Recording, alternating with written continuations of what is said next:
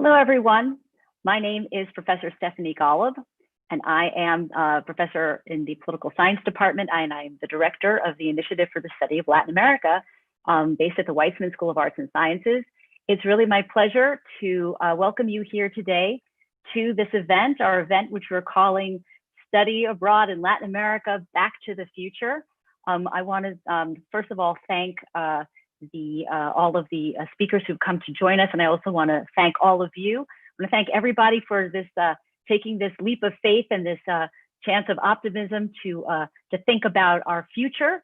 ISLA was established to expand the opportunities for Baruch students to study about the Latin American and Caribbean region, and studying abroad is central to that. So we're very excited to see so many forward-looking students who want to use this time of pause to get a jump on the next step in their Baruch careers. It's important for us to be ready and to stay positive during these times of uncertainty.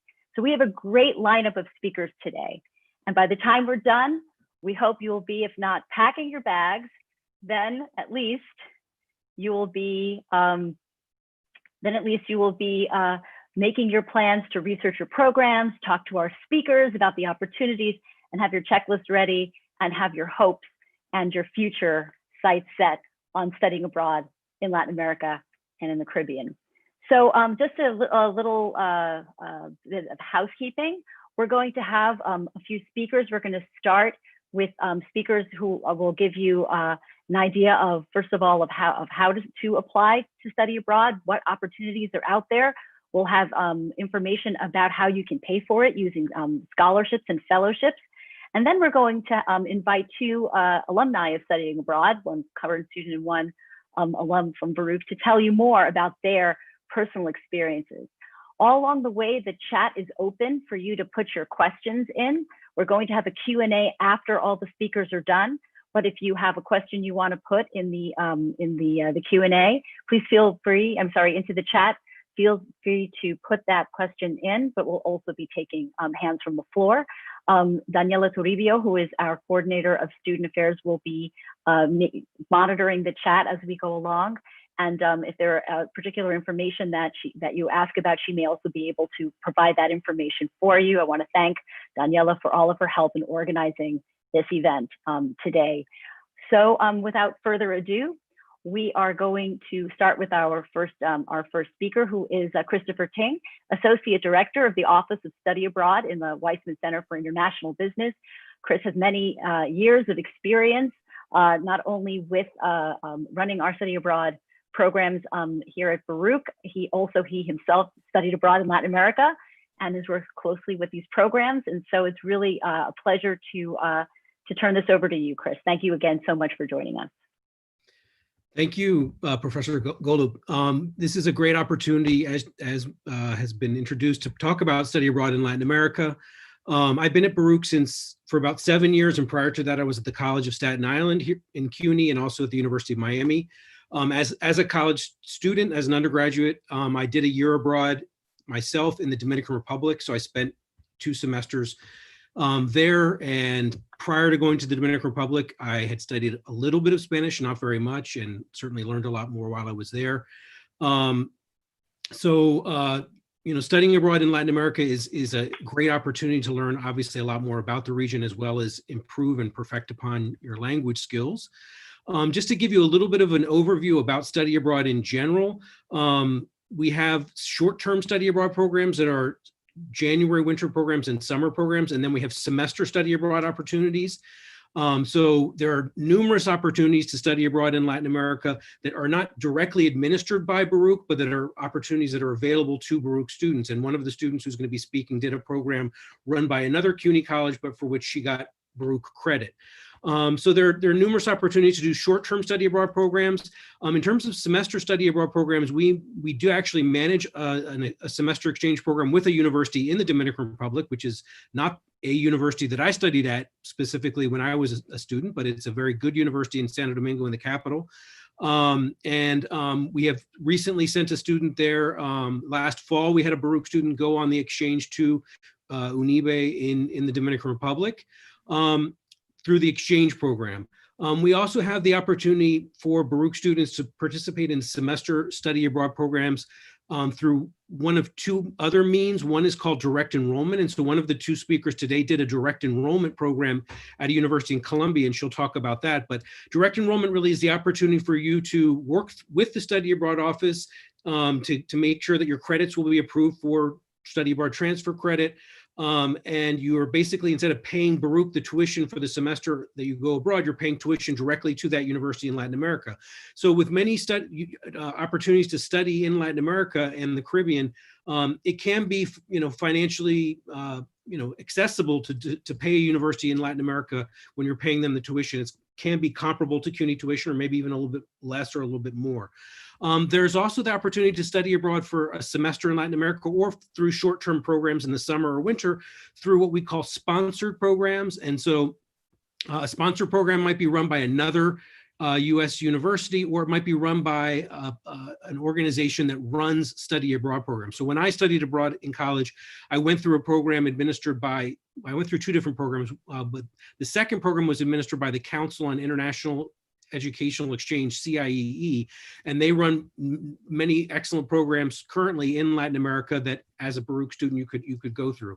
I would say, compared to students going on semester programs in Asia and Europe, we send far fewer students, unfortunately, on semester programs in Latin America and the Caribbean. So it is an area where we definitely could see more Baruch students going abroad in the future.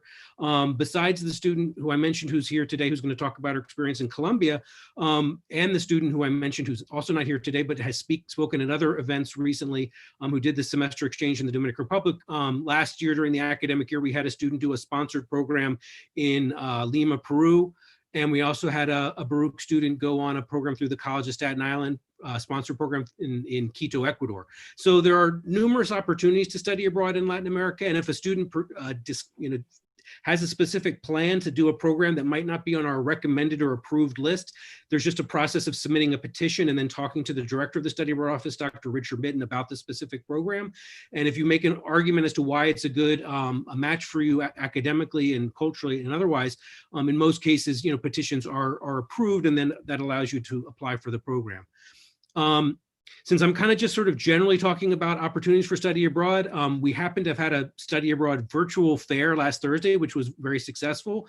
I don't know exactly how many students participated yet. It might have been over 100, but we'll be doing another one hopefully in February that I imagine will also be a virtual fair. Hopefully, if you're interested in studying abroad for the summer or fall, you can apply to study abroad by the deadline of March 15th. That's our standard deadline for studying abroad for the summer and fall. Study abroad was suspended for this past summer and this fall semester, and we did have a few students apply for the winter term and for this upcoming spring term, but essentially a decision was made recently to also suspend, unfortunately, study abroad for the spring, given what's happening with the pandemic. But it definitely, we're hoping that it will be possible for as soon as this summer or fall. But for students who might be first-year students or second-year students, oftentimes when you're looking to study abroad, you might be thinking about doing something 1 or 2 or even 3 years down the line. Most students who do semester study abroad programs have to have junior standing at the time that they participate in the programs. And that's kind of sort of the general policy with the short-term programs, January and summer, but we sometimes do have students who are second-year students doing the short-term programs as well. If you want to learn more about study abroad, we run virtual information sessions 2 or 3 a week. And if you go to the Baruch Study Abroad website, you can sign up to attend a virtual information session. They're usually small group meetings of about 2 to 10 students, and you can ask questions. They usually last about 30 to 40 minutes. They're usually led by either myself or one of the students who works in the office. And if you already sort of have questions about a specific program or programs and you want to talk to me through the Baruch Study Abroad website, you can sign up for a virtual advising session and you can request to see me. I'm the associate director, or you can request to see the director of the Study Abroad office, or you can just say you'll see anyone. But if you do have a specific interest in Latin America, I would love it if you did request to see me. I would be happy to talk with you about different opportunities. So that's kind of a quick general overview. I don't want to take up too much time because I know there'll be a lot of good questions at the end. So maybe I'll turn it back over to Professor Golub. Great. Thank you so much, Chris. Thank you very much. We're very excited to know that there are these opportunities out there, and want to encourage everyone to take Chris up on his offer to go and speak with him. He's had a lot of wealth of information, and also these information sessions sound great because you can be in a smaller group and ask your questions. So thanks so much. Our next speaker is Valerie Hymas. She is Deputy Director of the Office for National and Prestigious Fellowships Advising, and will speak to us about the opportunities to apply and to win funding to support your plans for study abroad. Thank you so much for being here with us today. Thanks so much for having me. I'm really happy to talk to all of these students about opportunities through fellowships and scholarships. Again, my name is Valerie Hymas, Deputy Director of the Office of National and Prestigious Fellowships Advising. And the first question students often ask me is, what is a fellowship? And I like to say that a fellowship is a funding opportunity to do something amazing. There are fellowships that can fund lots and lots of different activities, things from professional development opportunities, funding graduate school, funding research experiences, and of course, funding study abroad. The only kind of distinction between what my office does and what, let's say, the financial aid office does is that the financial aid office will support you in finding funding for your college career here at Baruch, your tuition, your expenses, et cetera. And my office helps you find funding opportunities for just about everything else to enhance your overall academic experience. There are a number of study abroad scholarships that Baruch students have successfully received in the past to fund their study abroad ambitions. The vast majority are study abroad scholarships that are nationally competitive, meaning that they are things that aren't just for Baruch students or aren't just for CUNY students. They are funding opportunities that students from all over the country are applying for. They are funded through private organizations, foundations, as well as the US government. So I'd like just to highlight a few and just sort of talk to them that tend to be most popular amongst Baruch students. The most popular one that I like to start with first is called the Gilman International Scholarship. It is funded by the US Department of State, and it'll fund study abroad anywhere in the world for any period of study, provided that you go for at least 21 days. So it will fund study abroad programs that are for the winter intersession, summer programs, semester-long programs, and academic year programs. It's for any field of study, again, any country in the world. However, you do have to go to just one country. It'll fund traditional study abroad programs as well as internships if you find an internship opportunity. The one catch in terms of what the Gilman will cover is that anything that you apply for must be eligible for credit for your degree back here at Baruch. And in fact, the Baruch Study Abroad Office then kind of help you navigate to find a program that is a degree credit granting, and they're the ones who sign off to make sure that that is all good. Now, the Gilman is funded by the US Department of State, and that means it is only eligible to US citizens, sadly, and it is only eligible for US citizens who are also receiving a Pell Grant because it is a need-based grant. But many students at Baruch are eligible, and in fact, 21 Baruch students won the Gilman last year, which was, I think, a record for us. You can receive the Gilman for, I've seen grants for as little as about $1,500 for a winter session, up to $8,000 if you incorporated language study in one of their critical need languages areas. But a grant is traditionally around $4,000 or $5,000, so that can really help offset a lot of your study abroad expenses. Gilman has 2 application deadlines a year. They had one for the winter and spring, which is moot in the sense that CUNY students aren't able to go, but it was on October 8th. They will have another selection process deadline in early March, and that will be for summer and fall and academic year study abroad programs. So every year they have one in early October and one in early March. I work with Baruch's candidates for the Gilman. So I have things like sample essays that past students have written who've won the Gilman, who've grateful to share that and pay it forward a little bit to help future students win. And I also do essay review because there are 2 essays that are required for the Gilman. And so I help students in the process of preparing competitive applications. I do that for every fellowship that I work with. Another study abroad program that I'd like to, or scholarship rather, that I'd like to encourage students to apply for is the Fund for Education Abroad. That is a study abroad scholarship that can also go anywhere in the world. They will not do winter sessions. They will do summer and semester sessions. They also have 2 deadlines a year. The first being in early January and another being in early September, which means they're very, very early, and they're so early sometimes students don't often think to apply for them. They will fund study abroad, not just for US citizens, but for permanent residents as well. They are also need-based. Although you do not have to be receiving a Pell Grant, you need to be receiving some kind of financial aid or able to articulate to them, if you're not, why you would not be able to fund study abroad without their scholarship or some other funding means. So that's, again, is the Fund for Education Abroad. That's a great program. Baruch has received, a student has received that award. It's much more competitive than the Gilman because they have something like 3,000 applications and 50 grants. Whereas the Gilman gets 3,000 applications and has 1,200 grants per competition cycle.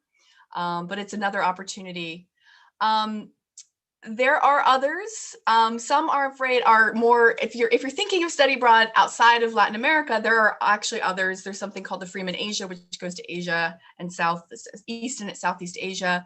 In the past, CUNY has had a study abroad scholarship called the CUNY Chancellor's Global Scholarship, which is currently suspended, but I'm hoping that that will then pick up in the future.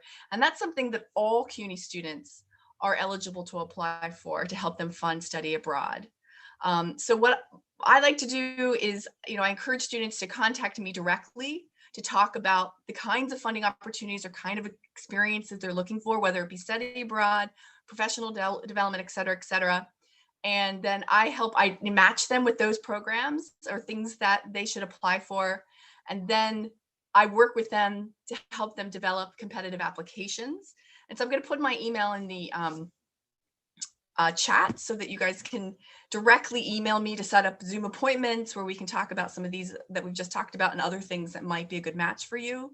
I just want to end with, before we open up for questions and let our wonderful alumni, some of whom are Gilman alumni, so make sure you tell the folks that you are when you talk, that I also work with students who are applying for things to go, to maybe go international after they graduate. So things like the Fulbright program, which can send you all around the world to do a research project, to earn a graduate degree, or there's a unique opportunity in Mexico to actually do an internship with a Mexican company.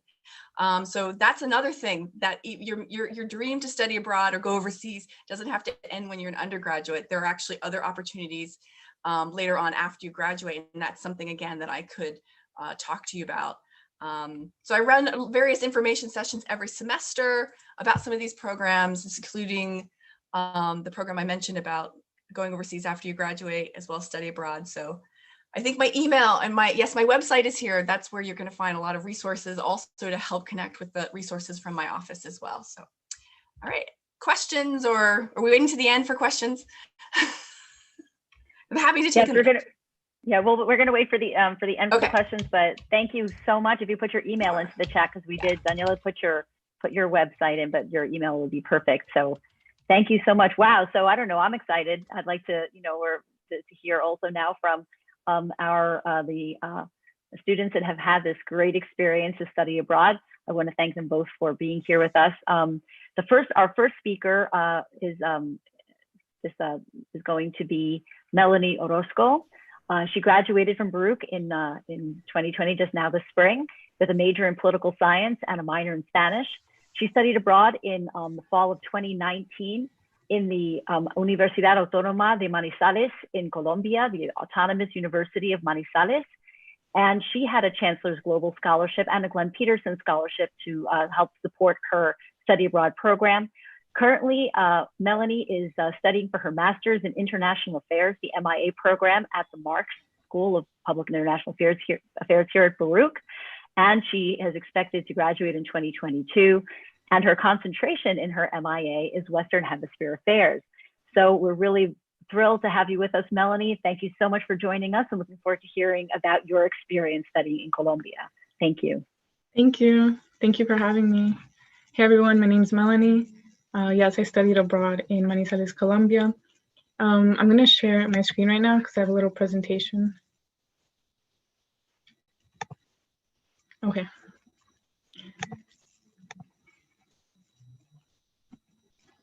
Okay, so I chose Manizales, Colombia because, well, one of the reasons was that my family's from Manizales, Colombia. And so I kind of wanted to get connected to my roots.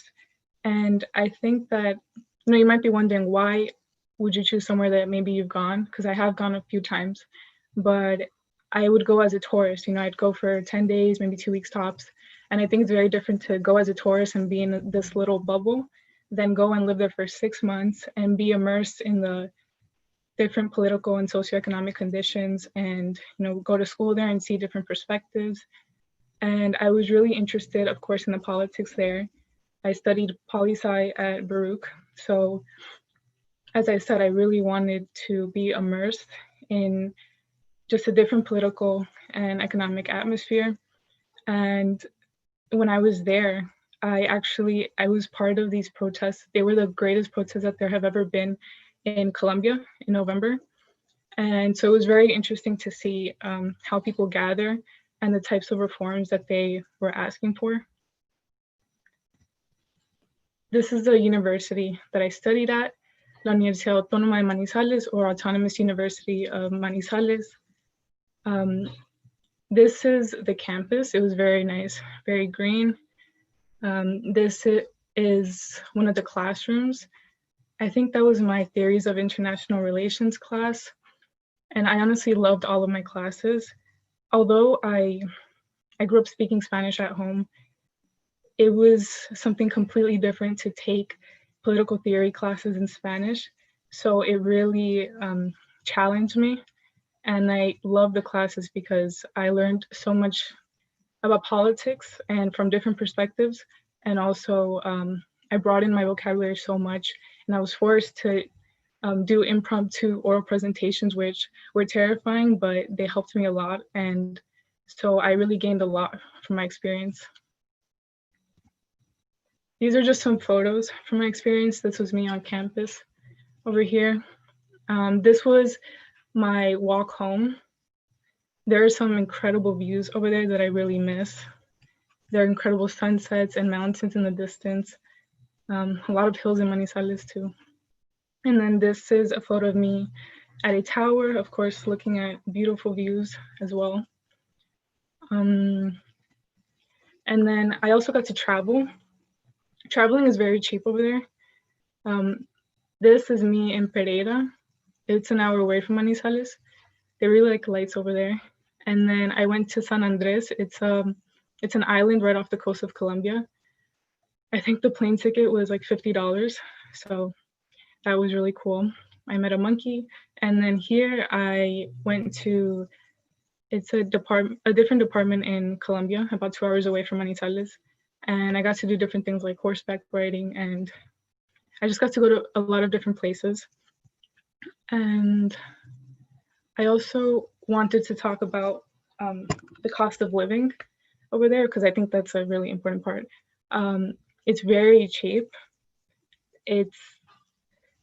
I believe that you can rent an apartment for yourself, a really nice apartment, for $300.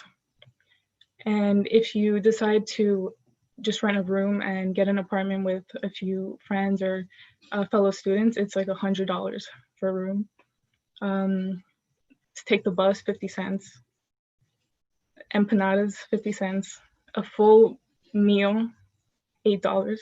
So it was very, I don't know, it was very cheap to go, and I thought that was really great. There were just so many great aspects about my trip. And yeah, I hope my experience kind of helped you guys decide whether you would like to study in Latin America. Of course, if you have any questions, I'll leave my email. And if you have more in-depth questions, then I'll be happy to answer any of them. Thank you so much. Thank you so much, Melanie. That looked like a really fantastic experience. I love what you said about how even though you spoke Spanish at home, that it was really different to speak political theory. Because I know when I first started just learning political theory, it was like another language, right? So you already have that first step, and then learning to speak it, and that also expands your ability to have the political conversations that you had when you went to the protest. It was really probably quite an amazing experience for you. So wow, so please do put your email in the chat so that students can contact you. So thank you so much for sharing that with us, and I'm sure there will be some questions on the Q&A. And our last speaker is Kim Kazdal. And Kim is currently a senior and expecting to graduate in May in the class of 2021. She's a public affairs major in the Marx School and a French minor in Weizmann. And she's currently interning with the Central America Bureau in the Western Hemisphere Affairs Office at the US State Department. You can ask her about that too. She studied at the University of Havana, and of course, history of contemporary Cuba and the Cuban Revolution, social justice, race and immigration. And in addition to the Gilman Fellowship, Kim received the CUNY Chancellor's Global Scholarship. So over to you, Kim, and thank you very much for joining us. Hi, everyone. Thank you so much for coming. It's really nice to see everyone again. And it's really nice to see Melanie, because we actually went to CUNY Service Corps Puerto Rico together, and we volunteered down in Puerto Rico. So that was a great experience. So it's great to hear all the amazing things you're doing. But I'm going to start sharing my screen because I'm going to share my experience in Cuba, and I have a little PowerPoint. So let's do it. Okay, so I'm going to present it. Okay, so I went to Cuba during the winter, and it was really important to me that I kind of took a more non-traditional approach. I did not want to go where everyone goes. I feel like a lot of students at Peru go to Europe, and I was like, I'm not doing that. So I was like, let's go to Cuba.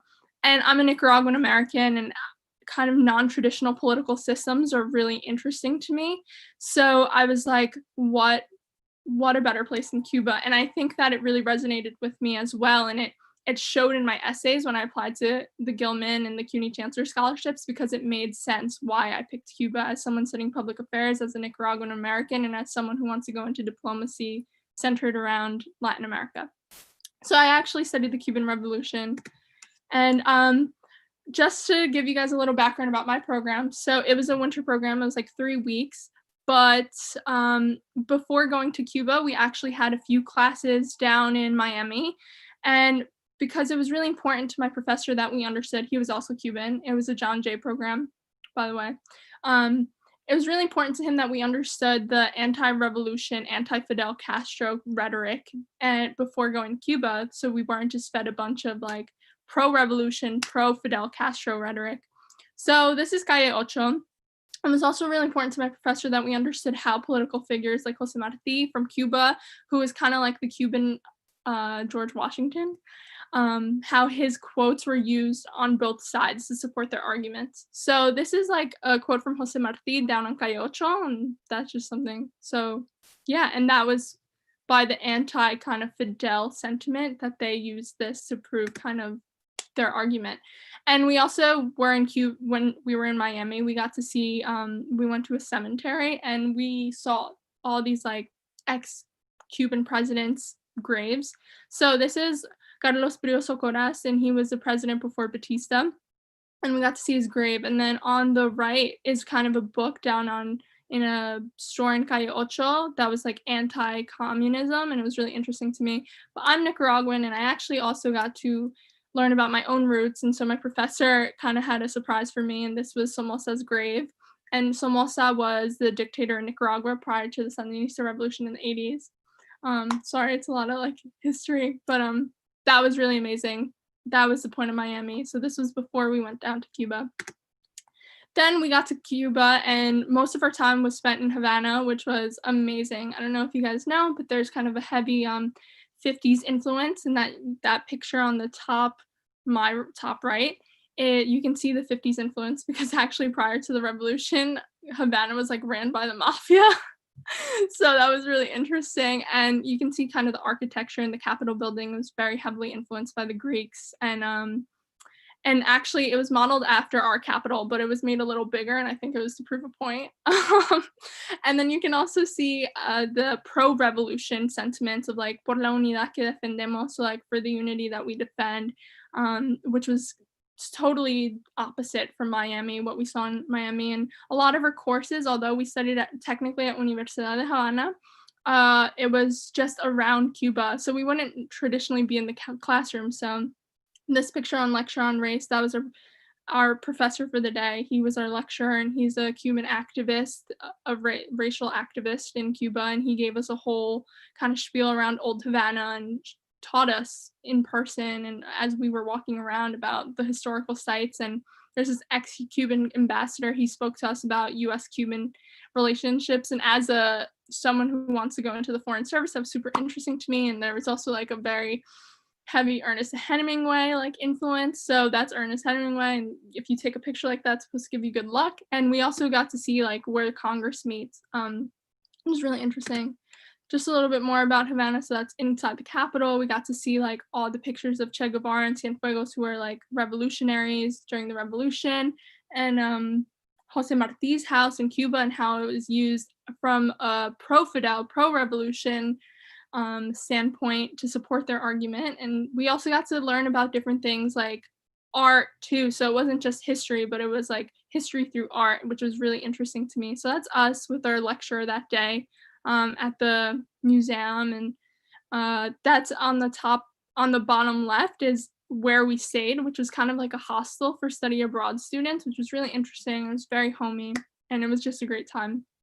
So outside of Havana, we also went to Trinidad and Santa Clara, which are kind of more rural areas of Cuba. And so we got to see how tobacco is produced, because obviously there's like a big tobacco industry in Cuba. And we got to see Che Guevara's memorial. And you can also see that I left Che Guevara an inhaler and a cigar, because if you know anything about Che, you know he had asthma and he loved his cigars. So it was kind of funny. And we went to the Bay of Pigs Memorial. We saw how sugarcane was produced previous to like during the sugar revolution. It's really interesting. And we had a beach day, and we went to Trinidad, which is like one of the oldest cities in Cuba. So it was overall a great experience. And I just want to say thank you guys for listening. I know there's a lot in a little bit of time, but I'm more than happy to answer any questions, and I hope that my experience was interesting. So thank you. Oh, I think I You have to unshare. Yeah. Thank you so much, Kim. That was fantastic. So do you need my help? I can unshare you. Yes, please. There we go. All right. I mean, this is really quite amazing. I mean, it's also in some ways your program also looked like it was very well organized, right? This is how you say that the program was organized by John Jay. Yes, it was a John Jay led program by Professor Perez. He's a Cuban professor. Mm-hmm. So there were mostly CUNY students. They were all CUNY students on your program.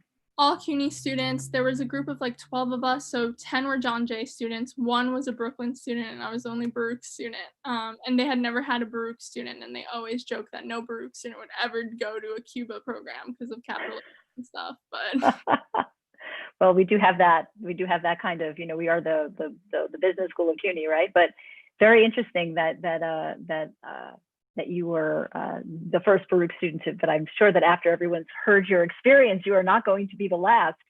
Someone in the chat, Amber said, sounds like a lot of fun. Yeah, absolutely. It sounds like it was that you really got to see the country. So thank you so much. And I guess it's now we can open up the floor. If people would like to ask questions, we can put them in the chat, but also if you want to raise your hand, you've got that little raise hand function on participants. If you have any questions for our speakers. Oh, actually, it looks like Chris has a question. Go ahead. No, I have a couple of comments that when Melanie and Daniela and Valerie were talking that I thought of. One is that in addition to the scholarships that Valerie mentioned, Baruch students who participate in semester study abroad programs, whether it's a Baruch exchange or an outside program, are eligible to receive funding through something called the CV Star Study Abroad Fellowship. And it's usually grants in the amount of like $1,500 or more. Since we haven't sent students abroad during the course of this entire academic year, I don't know if that will be something that will mean that students going next year will get more money, but could be a positive thing. But anyway, keep that in mind. And hearing Melanie talking about herself as a heritage student going to Columbia, it strikes me as being very important to mention that many times students who do have heritage from a specific country do want to go to that country or that region. In the case of Kimberly, has heritage from Nicaragua and she went to Cuba. And there's a lot of value in being a university student in another country as compared to just going there with your family, where you're kind of like following your family's lead. And when you go there as a study abroad student, you're there really, regardless of whether you know people or don't know people, you're having a real independent living experience. And there's so much value to that. And also, regardless of how much Spanish language background you have going into the experience, it's going to force you to learn Spanish grow your language abilities immensely. Melanie is an example of a student who went to Latin America and took mostly or all of her courses taught in Spanish, I believe. But we also can send students to Latin America who are more like me, who didn't really have advanced language backgrounds before they went to Latin America. And I did a program initially that helped me learn Spanish more, and then I could take some classes in Spanish the second semester. But there are programs in Latin America, both in short-term programs and semester programs, where they do offer courses in English. So it's not necessarily a requirement that you have an advanced language ability in Spanish when you go, but it is obviously something that will benefit you the more language background you do have before you go. Thanks so much. That's really important to say, and that's something that that really also says a lot also about the fact that there's flexibility of going a year or a semester, or even, as Kim did, during the winter. Because I think the winter is an excellent time, particularly in the Southern Hemisphere. It's a really great time. Imagine you know, it's the end of it's the beginning of winter break and you go to the summer in Buenos Aires, right? You know, that's also a great opportunity to do that, but only for 3 weeks. And I know that a lot of students have a lot of requirements in their majors and a lot of, and this is sort of a way that you can fit study abroad into your program.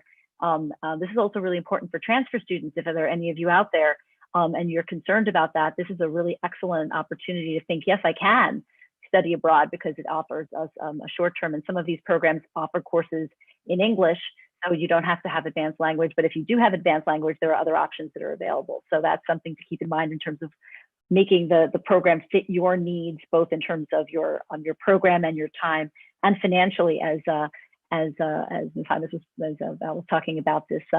The fact that there are these opportunities as well. All right, so I'd like to open the floor. Do we have any questions?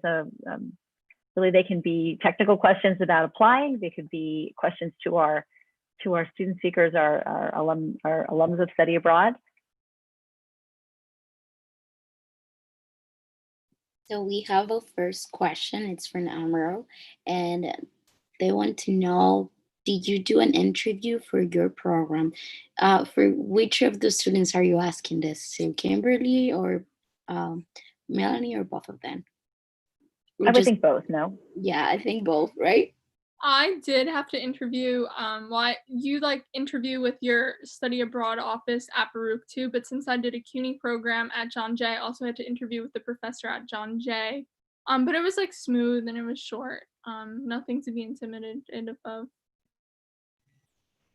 Yeah, I also did an interview with the director of study abroad, and I think that was the only interview. Yeah. Okay, so the next question will be from Maria, and she wants to know, what's the best year to study abroad? Well, I mean, to do a semester study abroad program, we generally require the students have junior standing at the time that they participate. With short-term programs, it really depends on the course to some extent. You have to be eligible to take the course you're wanting to take, and most summer and winter programs are just one single course. But I mean, I don't remember. Kim, were you a second or third year student this past winter when you went to Cuba? You were a junior. Now you're a senior. I was a second year student, but I was a junior. Okay, you had advanced standing through credits or whatever. Okay, so it kind of depends on the program to some extent. Okay, so the next question is, how do we apply? Well, for the study abroad office, you have to submit an application for approval to study abroad, whether it's a Baruch program or a CUNY sponsored program or an outside program. The deadlines to apply for approval to do a summer or fall semester program are March 15th. So that would be, several months from now. And the deadlines to apply for winter and spring programs are typically October 1st. If you're looking to do like the John Jay program that Kim did, you would apply for approval through Baruch to do that program, and then you would also apply directly to John Jay. So she's kind of submitted 2 applications. In the case of Melanie, who did what we're calling a direct enrollment program, she applied for approval through Baruch to do that program and worked with our office to get the courses approved for credit. And then she also had to apply directly to that university and make sure that they were a university that would receive visiting international students. So in some cases, there can be in most cases, there's sort of 2 application processes that students have to go through. If you're applying to do a Baruch exchange, like the semester exchange that we have in the Dominican Republic, or the semester exchange in Spain or somewhere else, then you submit an application initially through our office, and then we nominate you, and then you have to submit paperwork for that host university.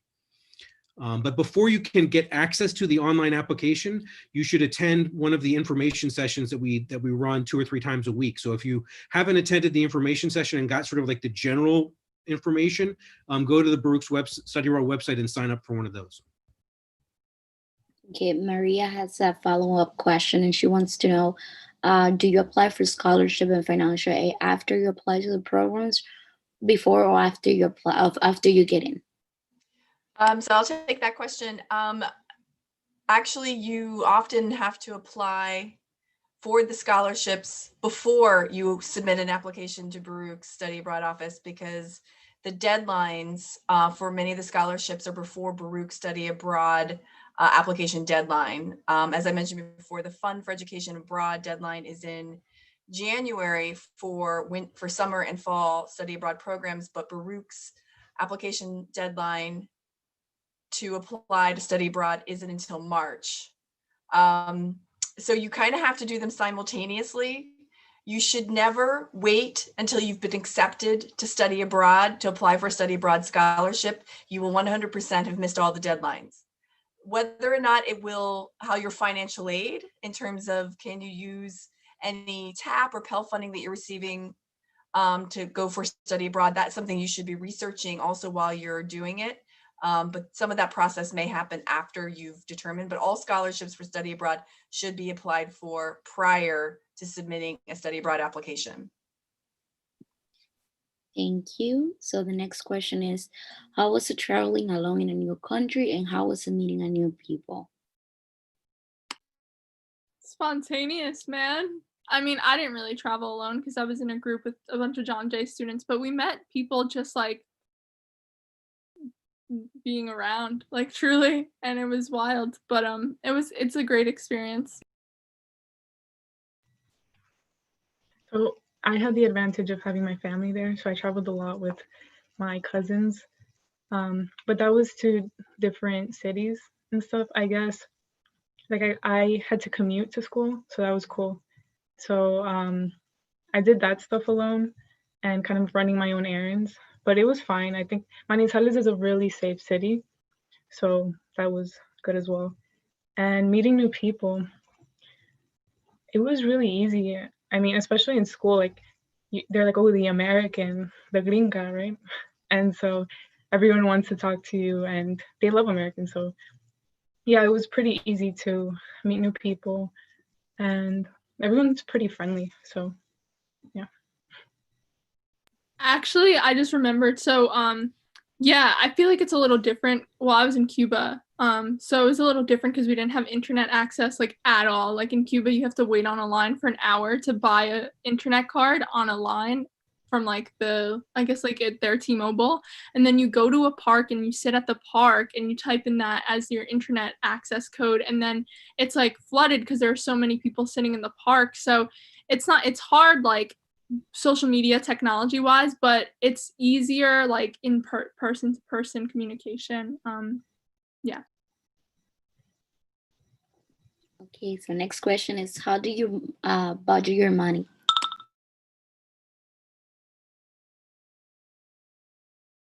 I mean, okay, so at my program, I feel like was actually kind of more on the expensive side because everything was included, like including 3 meals a day.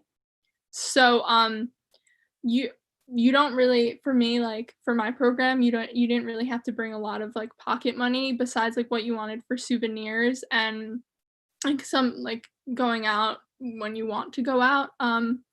But yeah, just bring like what you think you're gonna spend, at least if you do a program like mine. If you want like extra snacks or like you want to buy souvenirs. And also I would research the exchange rate. Yeah. Okay, so I was lucky enough to get financial aid and also 2 scholarships. So the cost of the Baruch tuition was more than the cost of the college over there. So I ended up getting the difference of $1,000. So that helped a lot. And honestly, I think I only spent $1,000 throughout my whole trip because it was so cheap. My rent was $100. I was a big spender over there because when you're spending Colombian pesos, like you're a big spender. So it was pretty easy to budget. Luckily, I don't think I really used any money from my own pocket. It was all or financial aid, like Pell, I believe, and the scholarships. Okay, so how was managing the workload and exploring? I feel like I was a bit of a nerd because I stayed home a lot working on my assignments and trying to read, and it would take me hours to read, honestly. And I felt like pulling my hair out sometimes, but it ended up working for the best. It was fine though because the professors there know that, you know, maybe your Spanish isn't the best or the language of that country isn't the best, so they're always willing to help you. So it was manageable, I'd say. Or I also felt like maybe my program it might have been a little more intense, especially because they were all 4 classes of just political science in Spanish. But yes, manageable. But you can decide like what type of program obviously you're gonna have, and you'll just know for yourself. When you study abroad in Latin America or anywhere really, Melanie did the type of program where she was taking regular university classes taught in the host language Spanish with local students. She was not in what we sometimes call like an island program, which is the type of program where there are courses that are geared to students in a given program who are all sort of in, to some extent, Kim's program was a group of students taking a course taught by a John Jay professor. So, and there was a lot of integration with the local community, but you were taking a class with each other. And there are semester programs like that where students can take courses together and you're not as integrated with local students. And one of the two programs that I did in the Dominican Republic was a little bit more like that. And it was much more difficult to meet local students and actually improve my Spanish. Whereas the second semester where I was taking classes with local students, my Spanish was improving more. But there, you know, the type Melanie's program was really, the fact that you took classes with local students on political science taught in Spanish was pretty outstanding, I would have to say. Thank you. Yeah, I would say my experience is totally different. My class was non-traditional, so we didn't have we had like one quiz and a final project. So I can't really speak to that honestly, because our traveling was basically our whole course.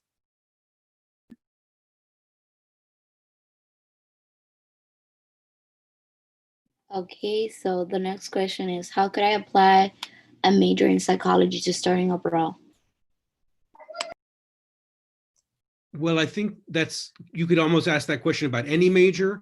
When a student studies abroad, if you're going abroad for a semester, depending on when you go and how you plan it, maybe you need to take 1 or 2 classes for your major, or maybe some students plan a semester where they don't necessarily even need to take classes in your major. Your major might consist of 36 to 45 credits out of a total of 120 credits or 124 credits you need to graduate. So we definitely want students to go abroad during their 3rd or 4th year where you have the potential to take courses in your major. But it's not necessary. I mean, it really depends on where you are in terms of whether you have to take courses in your major.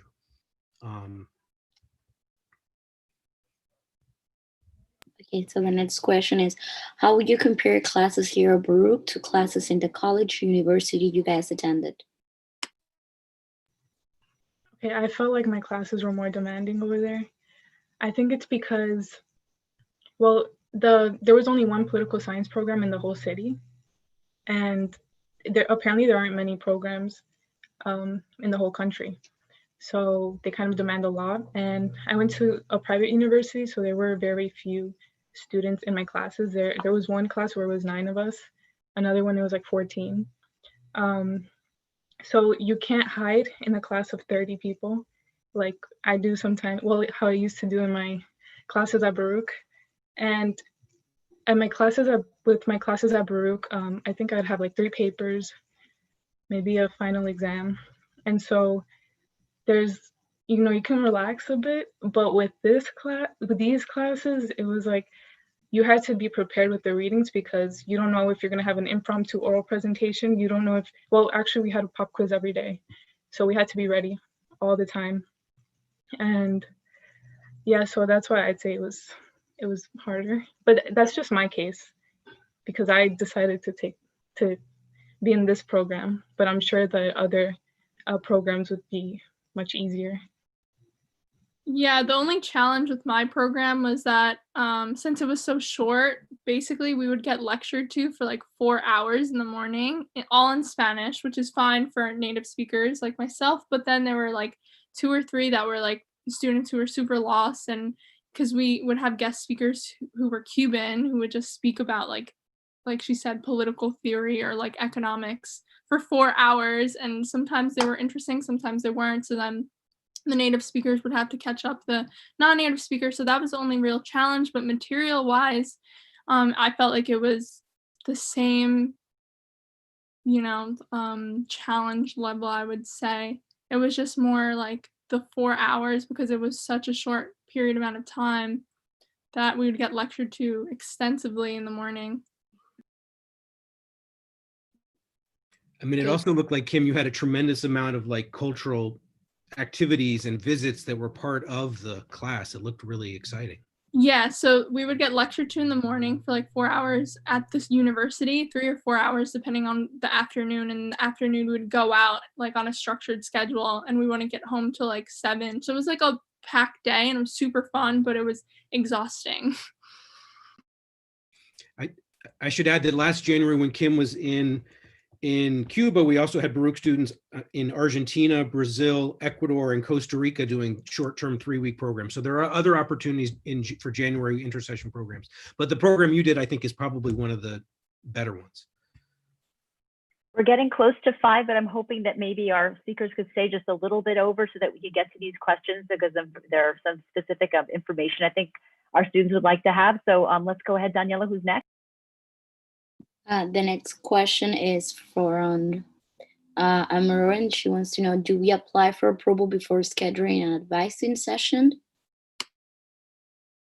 Well, you should, you can schedule an advising session at any time in the process, but we generally want you to attend an information session, the 30-minute information session first to get the general information, and then we give you access to the online application. But if you have questions in the beginning, middle, or end of the process, you can sign up for an advising session at any time.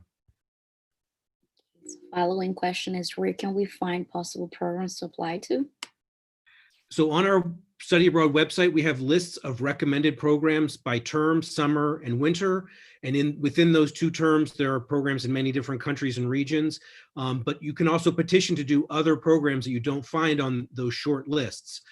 For semester programs, we break it down by region. So there are programs in the Caribbean and Latin America. But again, if you want to study abroad on a different program that's not on that list, then you would petition, which is what Melanie did with the director of the Study Abroad office. That kind of answer the following question, but it also asks if one can create its own study abroad program. Well, I don't know about creating your own program, but if you identify a university abroad that accepts students who are visiting international students, you can do what Melanie did, which is petition to do that, to study on that program, and then you apply for approval to do that program. And so what Melanie did is something that no other Baruch student has done, which is to apply to go to that specific university. So there's a process of petitioning to do a program that might not be on the short list of recommended programs, for sure. Yeah. So is it just one application to the Study Abroad office or separate applications to different programs? So there's one general application you have to submit to the study abroad office, regardless of what program you want to get approval to do. And then usually there's a second application to the specific program. If it's like in the case of the John Jay Winter program, you have to apply to John Jay. And in the direct enrollment program in Columbia, you have to apply directly to that university. So there's usually a second application. Okay. Did you have the chance to work intern there? And if so, do you have to apply for a work visa on top of your student visa? I mean, we really discourage students from planning to work while they go abroad because there are visa issues that typically limit students' ability to work legally while they're abroad.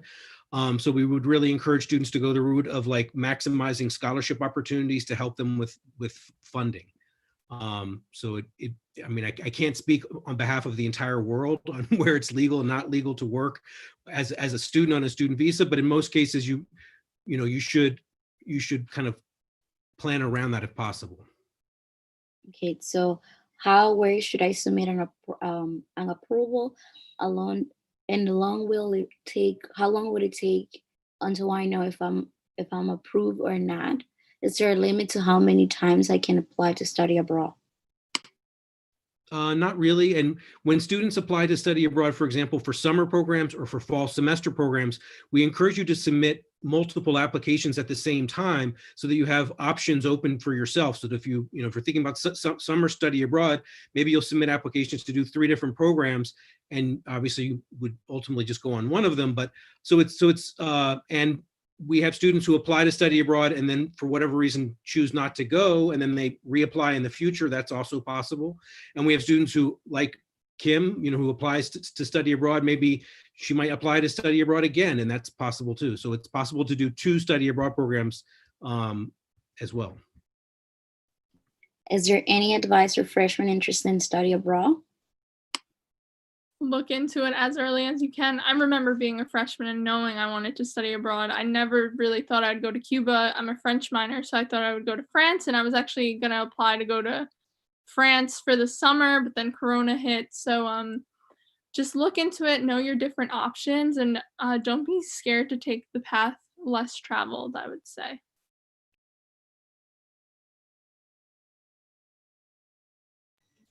I wish that I studied abroad twice.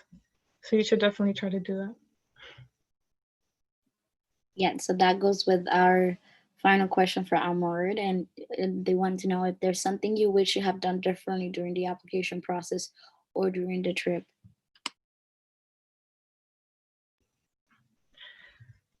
I focused on my studies a lot, and I feel like I didn't get out as much as I could have. So I do regret that a bit.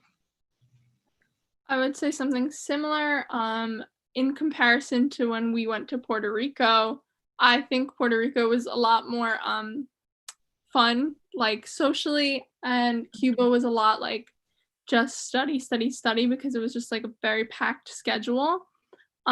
So yeah, like although you're there to study, make sure you're getting the most out of the experience. Because I know me and Melanie did in Puerto Rico. So I'd like to, thanks so much. I want to say goodbye to Valerie Hymas and thank her for joining us today. And she's left her email address there. And that's something also to say to everybody who's here. Please reach out to her and to Chris and to our speakers, to Melanie and to Kim. You can also, if you'd like to know more about ISLA, you can reach out. Daniela can put our email into the chat if there's don't know who to talk to and you just want to ask our advice about it. Please email us, and we'd be happy to put you in touch with the person that would help you.